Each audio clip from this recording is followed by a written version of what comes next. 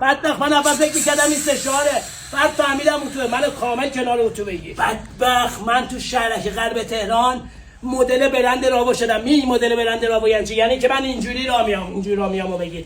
بدبخت اینم مد شده که یه دونه از دکمه‌های کتو باید ببندی. بابا تا اینجا دکمه رو میبست، انگار که برف اومده بود. بدبخت تو باختی. اینم برای خودم برداشتم، شاید آینده بپوشم اندازم بشه. بدبخت من اومدم شهرک غرب تهران، خیابون درختی، تو برند راوا میدونی یعنی چی؟ اینا بگید یعنی رو تمام لباساشون برند خودشون عکسش هست. گرمم میشه زیبشو میدم پایین، سردم شد میدم بالا، هوا برام تنظیم میشه. بدبخت میدونی تعادل یعنی چی؟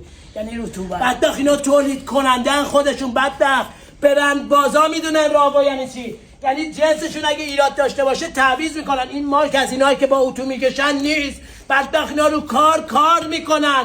چی بگم به تو؟